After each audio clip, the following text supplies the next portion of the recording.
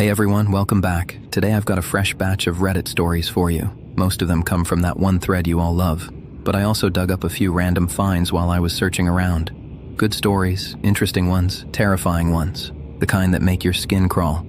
In other words, exactly the way you like them. So get comfortable, grab some snacks, and if you haven't already, hit that subscribe button. And now, let's get into it.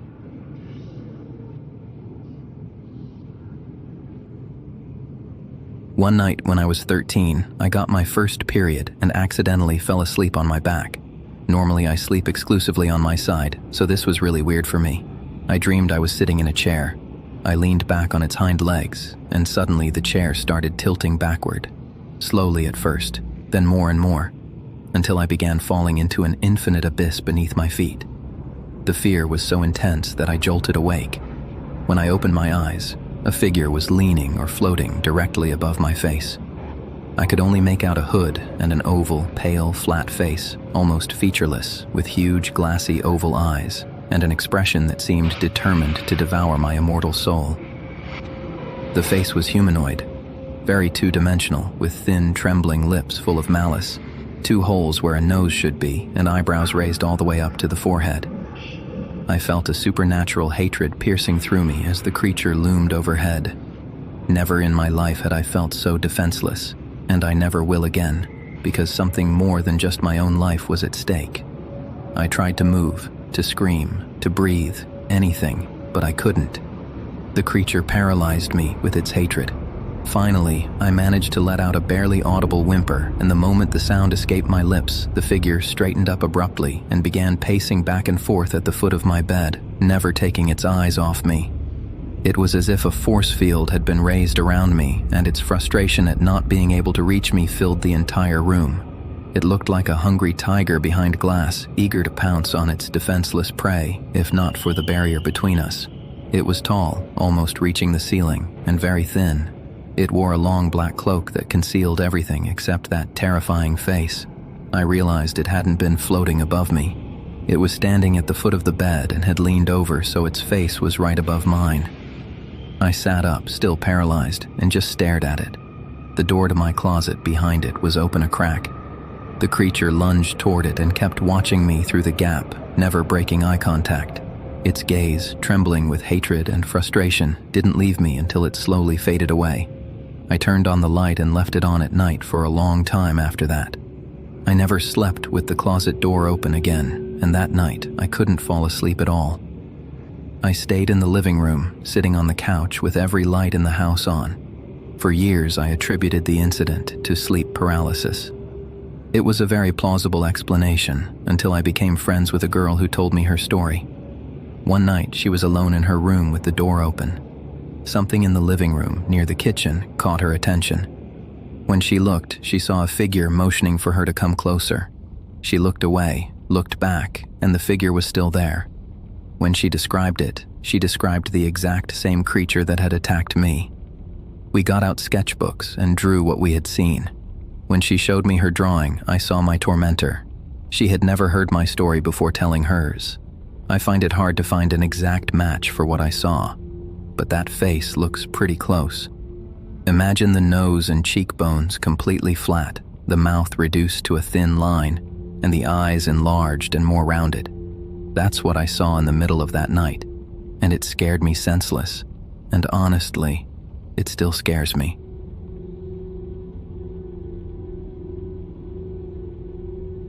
Now, try to picture this. I'm 22 years old. Susie and the Bunch is playing on vinyl in my beat-up Jetta. I'm finally getting out of Fairfax. Seriously, that place is the embodiment of suburban hell. It's been 6 months since I broke up with Liam. What an idiot he was. He couldn't stand my creativity, called my music eardrum destruction. Whatever. Being alone is actually kind of fun. Anyway, I'm heading to my dad's place. He lives in the middle of nowhere, up in the mountains. It's beautiful, but unsettling. The city lights were fading in the rearview mirror, becoming a blurry mess. The spikes on my choker were digging into my neck, but it's bearable. It's for the aesthetic. The moment I hit the highway, it was like I'd entered another world. The road stretched on forever, and the suburbs gave way to forest. twisted trees with gnarled branches hugging the shoulder like old men with bony fingers. I swear, cell service disappeared. Of course, it was just me, the car, and the encroaching darkness. The road narrowed, full of cracks, and after every pothole the car rattled like it was about to fall apart. I was getting nervous. Between the trees, I glimpsed movement, shadows that were too tall and too thin. Maybe it was paranoia. City life frays your nerves. The deeper I went into the mountains, the weirder everything got. The air turned cold suddenly, and a thick fog descended on me, like something out of a horror movie. The headlights barely pierced through it, and the road twisted so much I could barely see a thing. My heart was pounding, and the back of my neck was covered in goosebumps.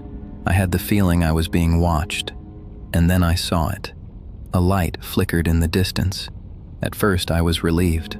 I thought it was a house, but it moved strangely, not like a building or a car. As I got closer, I made out a lantern in the hands of a person standing in the middle of the road. Tall, with a cloak, face hidden in shadow. He raised his hand like he was beckoning me. A chill ran down my spine. A prank, a hallucination, or something worse. Something sinister. My foot hovered over the brake. I wanted to hit the gas, but curiosity got the better of me, like two boxers fighting in my head. And, well, it's interesting. I stopped. The car was idling with the engine running, and the silence around me was suffocating. The whole world held its breath. I would have sworn it. The mountains were watching me like they were alive, ancient, with eyes holding a million secrets and a hunger so cold it froze the blood in my veins. And there I was, trapped in this godforsaken puzzle, in the middle of nowhere. The cloaked figure stood motionless, sinister and silent, as if death herself had decided to take a stroll through the scenic route. Inside, I was a total mess. "Hit the gas, you idiot!" one inner voice screamed. "Curiosity killed the cat, but satisfaction brought it back," another countered, quoting some stupid saying from my grandma. I inched forward slowly. The figure didn't move. The lantern light cast dancing shadows, hiding details. As I got closer, rising above the engine's roar, a low hum started to make itself heard, like the earth itself was humming a creepy lullaby. It seeped through the bodywork and resonated in my bones. My palms were sweating on the steering wheel. I swallowed hard and croaked, "Hey, do you need help?" My voice sounded weak and shaky, even to me. The figure tilted its head slightly. The lantern swung, and for a moment, the light illuminated something. It wasn't a face, it was something wrong, something unnatural. Before I could process what I was seeing, the figure moved toward the car. It wasn't a step. It was a gliding motion, like it was floating. The humming intensified. The fog became almost solid. Curiosity vanished. I floored it. The Jetta shot forward, kicking up gravel. I didn't look back, just raced down the mountain road. The speedometer needle climbed.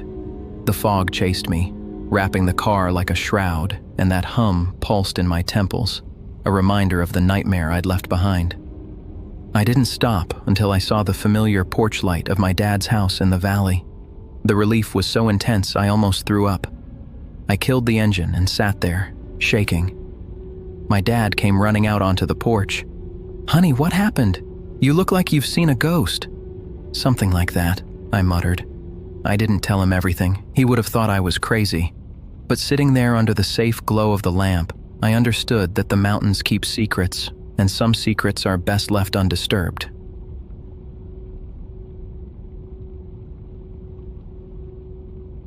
Throughout my life, I've lived in 2 houses that were probably haunted. But the creepiest incident happened in the one we lived in just a few years ago.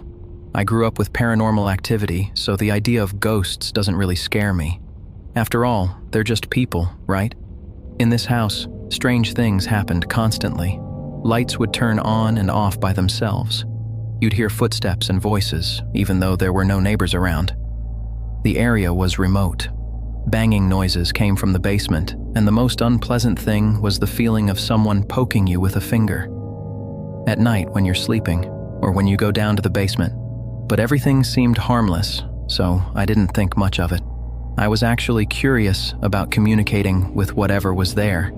I even recorded a couple of interesting electronic voice phenomena. I really wanted to set up a video camera, but I didn't have the money for it. Instead, I bought a digital recorder and decided to document the activity until I could save up for the right equipment. One night I left it running all night.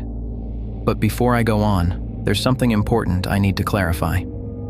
First, the house was originally a single room, but over time a kitchen, a bedroom, a bathroom, and a laundry room were added, and then another section, a second bedroom, a guest bathroom, and a new kitchen. The old one became a dining room. In short, the house was built chaotically, and sound barely traveled from one end to the other. Second, I have an alarm clock with built-in relaxing sounds, and I always put on the rain noise. Since I'm a little hard of hearing, I always keep it at full volume. That night, I put my elderly dog, Bonita, in her crate and placed the recorder between the dining room and the laundry room as far away from our bedroom as possible. The other 2 dogs and the cat were brought into the room with us, and we went to bed. The next day, I started listening to the recording, hoping to catch something unusual. It took me a couple of days. At first, you hear a dull thud. That's me setting the recorder on the table. Then my footsteps. A voice from the laundry room. "Good night, Bonita." Then footsteps again, and the sound fades away. You can hear my husband and me talking, but you can't make out the words. Then the rain comes on. First like a waterfall, and then a muffled sound when we close the bedroom door. It's roughly 10:15 p.m. Then just the rain noise until 2 a.m. Then you hear the clicking of Bonita's nails on the crate floor. She seems to be scratching, whining, breathing heavily. More clicking. This goes on for about 5 minutes, and then her whining becomes distressed. The breathing is ragged, like she's having a panic attack, then silence, and suddenly a short bark, the same one she uses to wake me up in the mornings when I go to the kitchen for coffee. Something like, "Hey, you're up, let me out." I check the time, 2:18 a.m., and then I hear it.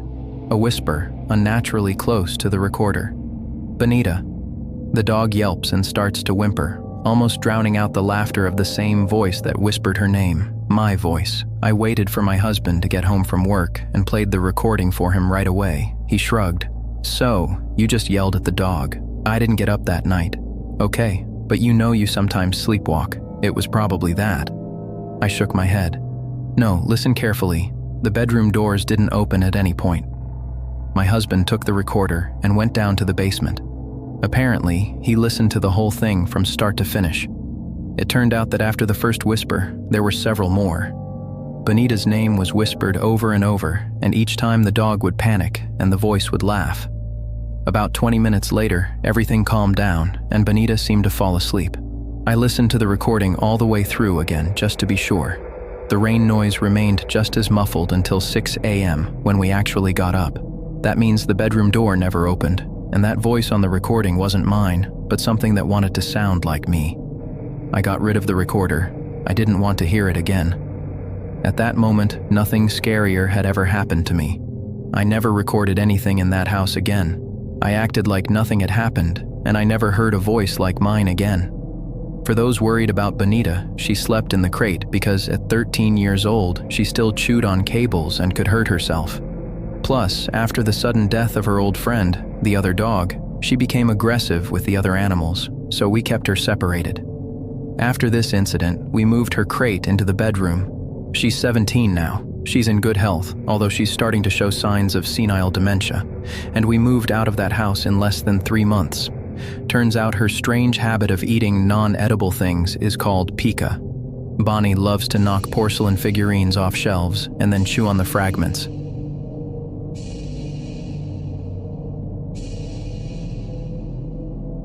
We moved into that house knowing that the previous owners, a married couple, had died there a few years apart. It didn't bother us, and we weren't expecting any paranormal activity. The first weird thing started about 4 months in, and aside from the recording incident, everything was pretty harmless. The house was small, about 1,200 square feet, plus the basement, the door of which not only locked with a key but also had an extra bolt. At the time, we had 4 dogs who barked at everything, 3 times if they recognized someone, and non-stop if they didn't. The back door was original, from the 1910s, with an old-fashioned key lock. We only had one key, and we left it in the lock so we wouldn't lose it. The door didn't close well. You had to put your knee against it and push with all your might to get the latch to catch. Every morning, we'd find it wide open. Once, my husband and I got home late from work, and when we got back, we rushed the dogs out so they wouldn't pee in the house. We split up. I took the older dog out the front door, and my husband took the 2 chihuahuas out the back. When I came back in, I heard the key turning in the lock and thought my husband had come back too. But the next second, he came in with the dogs and asked me why I'd locked him out.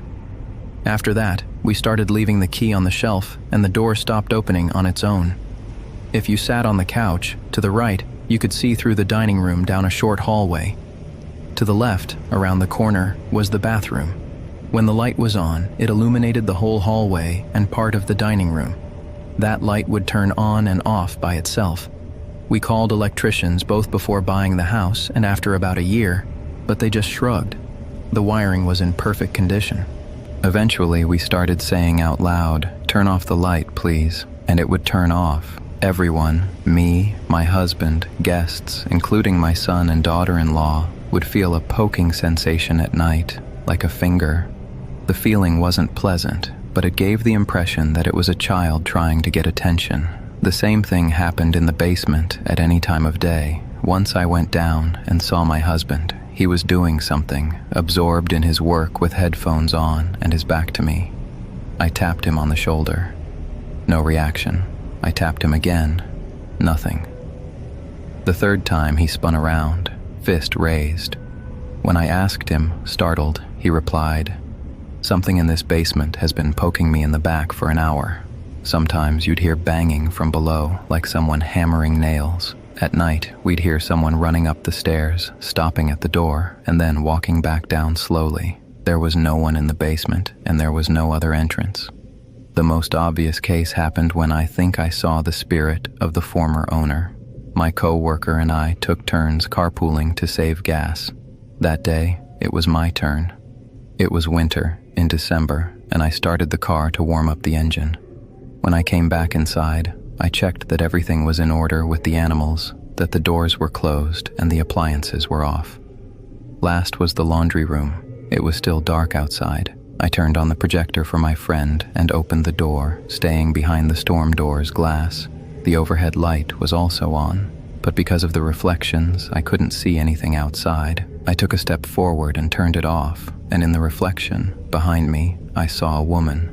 I'm 5 feet 3 inches, and she must have been about 5 feet 7 inches, solidly built, with curly hair falling over her face. She was wearing something like a house coat, light, maybe blue. I couldn't make out her face. It was in shadow. She stood still for several seconds, until I turned around. There was no one behind me. My husband and I tried to recreate that reflection dozens of times. It could have been a shadow or a trick of the light, but in the glass door, you could only see the empty wall. Nothing that could have created that silhouette. Now I'll tell the oddities from our first house. I already mentioned that the houses in our neighborhood are built directly over an old cemetery. Strange things happen there all the time, but the most activity is in my father's house. Maybe it's because of the creek that runs through the property. I used to not talk to anyone about my experiences, although many neighbors and visitors have seen and heard the same things. I noticed a pattern. The weirdness intensified when the house was quiet, regardless of the time of day. My closet door absolutely refused to stay closed in the dark. It didn't matter if the light was turned off at 9 p.m. or 4 a.m. It would always slowly open on its own. My father put a lockable handle on the outside. I tried locking the closet twice, and both times I spent the night listening to someone crying softly inside, exactly like a small child. Eventually, I started leaving the closet light on. Years later, when I visited, it turned out my father's new partner had moved her daughters into my old room. My husband and I slept there one night, and in the dark, he tried unsuccessfully to keep the closet door closed, but eventually gave up and went to sleep on the couch. You'd often catch a glimpse of a woman out of the corner of your eye with an old-fashioned dress, light brown hair pulled back in a bun, a long dress with sleeves down to her wrists, an outfit like from the early settler era. 3 different girls, including me, told stories of someone taking care of them at night when they were sick. They all described the same thing. Someone would sit on the edge of the bed, stroke their forehead with a cool hand, hum softly, and then lie down beside them and rock them until they fell asleep. None of the adults knew the kids were sick until the next morning. Once, while reading a book in bed, I looked up and in the mirror opposite, I saw a man standing behind me, about 50 years old, in worn-out clothes, like in photos from the Great Depression. He was looking at me with sad curiosity. When I turned around, there was no one there. Years later, my father said my description matched his grandfather's appearance. And then, there was the one who walks along the creek. From the first night in that house to this day, at dusk, a man appears. He walks along the water on our property, reaches the point where the creek goes under the road, and returns. He's been seen by me, my stepsister, my aunt, and all my cousins. Short, stocky, with dark pants and a white t-shirt. In 2008, when I had already moved out, my father's girlfriend confessed that the man by the creek scared her. My father suggested it was a neighbor. While flipping through a photo album, the woman suddenly screamed, pointing at an old photo. "That's him, the neighbor by the creek." My father laughed and said it was his grandfather, who died in 1973. That same night, the woman packed her bags and left, refusing even to pick up her belongings. These are some of the strange stories I remembered.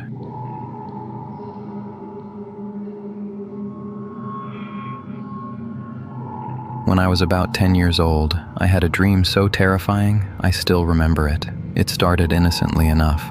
I was home alone. During the day, everything seemed normal. We lived in a small house. The nearest neighbors were several minutes away on foot. All around was just forest. Suddenly, I heard something slowly approaching on the gravel path toward the house. The sound reminded me of the creaking of wheels, but too slow. I went out onto the porch and saw an old covered wagon slowly making its way toward me. For some reason, I was instantly filled with terror and ran inside, locking all the doors. Then I went down to the basement. There was a door there with a small window through which you could see the yard. The wagon stopped the moment I looked through the window.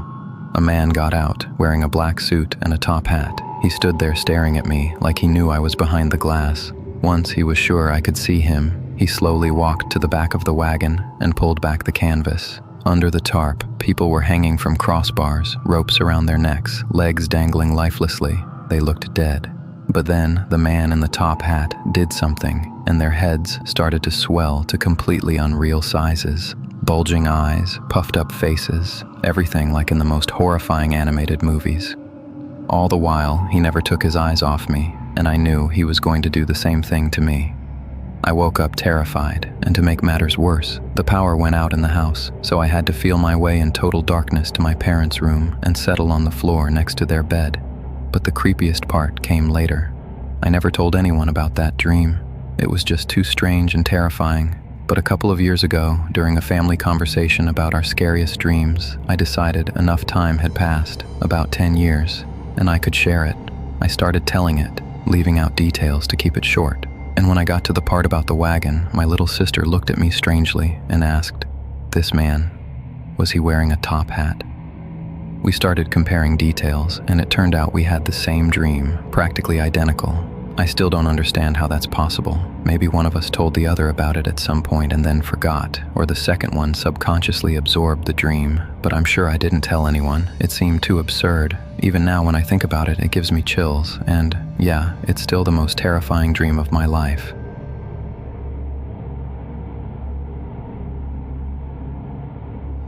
This happened in the summer of 2007, June or July. I would have been about 17.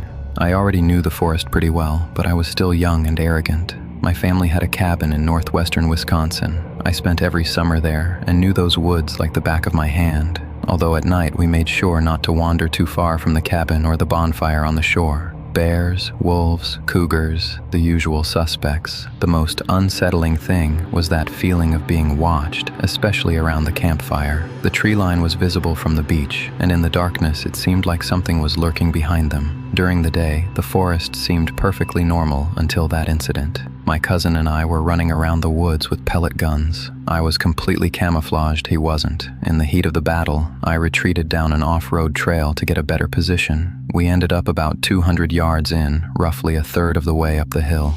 Eventually, we got tired and stopped at the edge of a small clearing to discuss the results of the battle. My cousin was about 10 feet away from me, then I decided to play a prank on him. "Shh," I whispered. "Someone's watching us." He froze, and at that moment I realized myself that the forest had gone completely silent.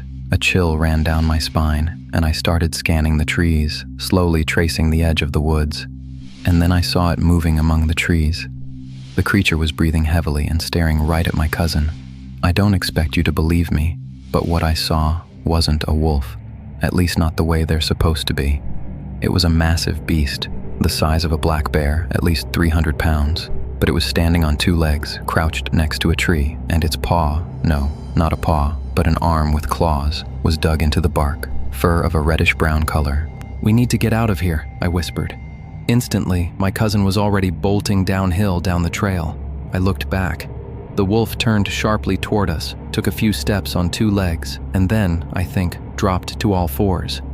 I took off after my cousin. The creature was chasing us, breaking branches, and it seemed like it was just a few steps behind. But for some reason, it stopped the moment we got out of the woods and ran toward the house. What struck me most was its size. On two legs, it stood almost 6.5 feet tall, and instead of front paws, it had arms with long claws. I don't know how to explain it. Yes, wolves sometimes rear up on their hind legs, but they can't run like that. Plus, wolves don't get that big. Black bears walk on two legs, but their gait is clumsy, not like that thing's. The closest description sounds ridiculous, but it would be a werewolf or a dog man, if you know those legends.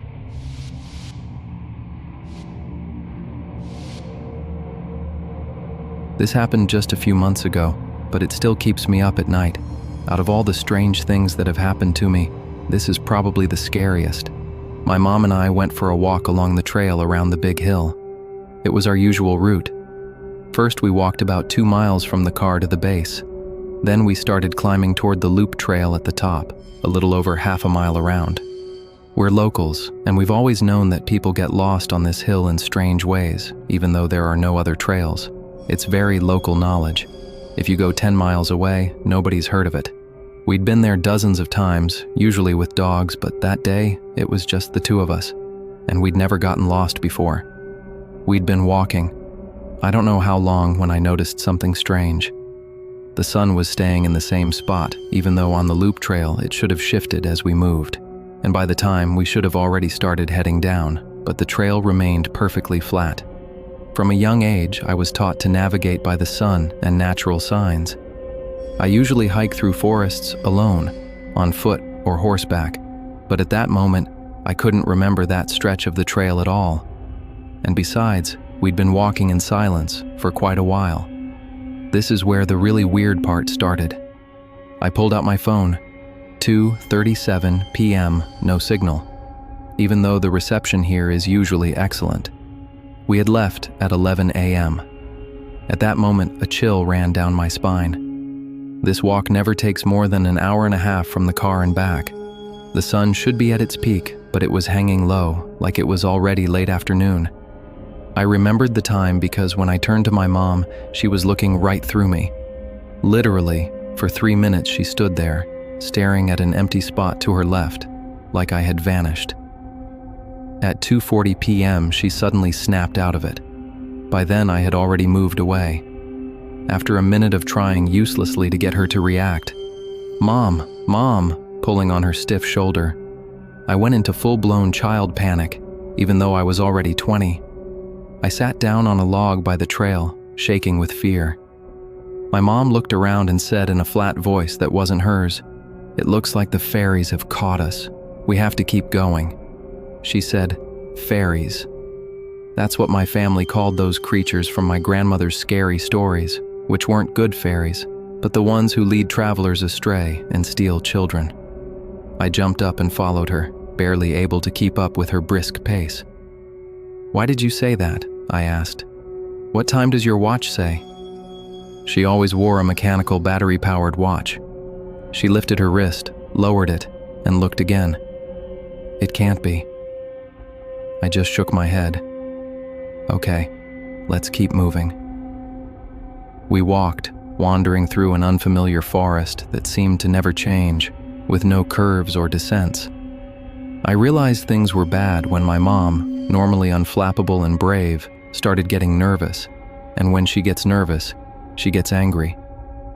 She straightened up, raised her gypsy eyes, which always see everything, and said to the void like she was talking to an invisible person, "Who's playing with us? Take us back." In response came no, not a sound, but more like a wave of deep laughter from behind us. We turned around and we were at the top of the hill at a junction where the trail split left and right. I didn't remember us choosing a direction, even though we usually argue about that. Calmly, almost too calmly, we walked down toward the exit and reached the car, parked next to an old church and a cemetery, the time on the car's clock, 5:12 p.m. According to my calculations, we should have been back by 12:45 p.m. at the latest if we'd followed the normal route, or around 4 if we'd gone by our watches, which showed 2:45. In total, we lost almost 5 hours. Lots of terrifying things have happened to me, but this is one of the worst experiences. I wasn't alone. It was daytime, a familiar trail. Where did those hours disappear to? Where was that forest? So many unanswered questions. I went back there alone once to see if it would happen again, but nothing did.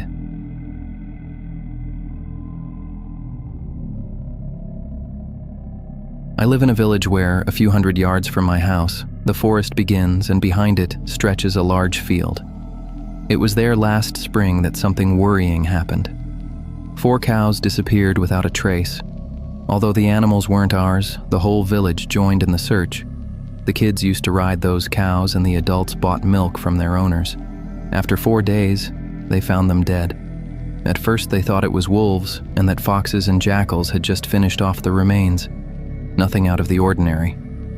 We sighed and moved on. That summer, my friend and I were walking through that field.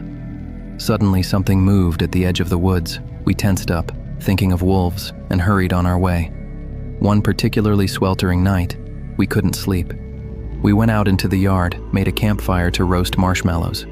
Just as we were getting into it, we heard a suspicious rustling in the bushes. We looked at each other and smiled. Probably rats or the neighbors' cats. At most our own, although they were sleeping peacefully inside. Around 2 a.m., something really terrifying happened. The swings in the playground started creaking and swaying. The wind, I thought, but the heavy old swings couldn't move by themselves. We climbed onto the fence and saw the swings moving, even though the air was completely still. Looking closer, we made out a figure in the darkness. Something or someone was sitting there, staring right at us. In the dim light of the street lamps, we could make out something resembling an animal. At that moment, the blood froze in our veins. Crossing ourselves, we panicked and put out the fire and literally flew back inside. We'd never run so fast. We drew the curtains, locked all the doors. Our parents weren't home. They'd taken the cats with them. In the village, they say evil spirits are afraid of them. We placed several crosses around the rooms and didn't sleep a wink until dawn. A year has passed, and we still don't know what it was. But we know for sure that from spring to late autumn, that thing keeps coming. It sits on those same swings and watches those who are awake at night. Since then, we don't risk going out for walks after dark. I still don't understand what it was, but it still appears on the swings in the dark hours.